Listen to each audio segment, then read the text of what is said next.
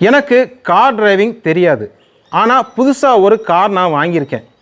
எனக்கு தெரிஞ்ச நண்பர்கள் அல்லது உறவுக்காரங்களை வச்சு நான் டிரைவிங் கற்றுக்கொள்ளலாமா அப்படிங்கிற கேள்வி இன்றைக்கு பல பேர்கிட்ட இருக்குது.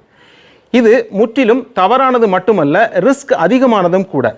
நீங்கள் ஒரு புது காரில் நீங்கள் ஒரு பிகினராக இருக்கும் பொழுது ஒரு உறவுக்காரங்க அல்லது சாதாரணமாக டிரைவிங் தெரிஞ்சவங்களை வச்சு நீங்கள் ஒரு டிரைவிங் கற்றுக்கொள்ளும் பொழுது அங்கே நிறைய தவறுகள் நடக்க வாய்ப்பு உண்டு. அதனால் உங்களுக்கு கார் டேமேஜ் ஆகலாம். இன்டர்னல் டேமேஜ்னு சொல்லக்கூடிய நம்ம கிளச் ப்ராக்டிஸ் பண்ணும் பொழுது கிளச் பிளேட் டேமேஜ் ஆகிறதுக்கு நிறைய வாய்ப்பு இருக்குது. அப்படிங்கிறதுனால இது ஒரு சரியான முறை கிடையாது. நீங்கள் என்ன செய்யணும் அப்படின்னா, ஒரு டிரைவிங் ஸ்கூலுக்கு போய் அங்கே பேசிக்கை ஒரு மாதம் நன்றாக கற்றுக்கொண்டு அதே டிரைவிங் ஸ்கூலில் உங்களுக்கு ட்ரெயினர் இருப்பாங்கல்ல, அவங்கக்கிட்ட அவங்களுக்கு டைம் கிடைக்கும் போது ஒரு 2 நாட்கள் என்னுடைய காரில் எனக்கு சொல்லித்தாங்க அப்படின்னு சொல்லும் பொழுது கண்டிப்பாக அவங்க சொல்லித்தரும் பொழுது உங்கள் புது காரும் டேமேஜ் ஆகாமல் பாதுகாப்பாக இருக்கும். ப்ளஸ் நீங்கள் அங்கே படிக்கும் பொழுது டிரைவிங் ஸ்கூலில் படிக்கும் பொழுது ரிஸ்க் இருக்காது.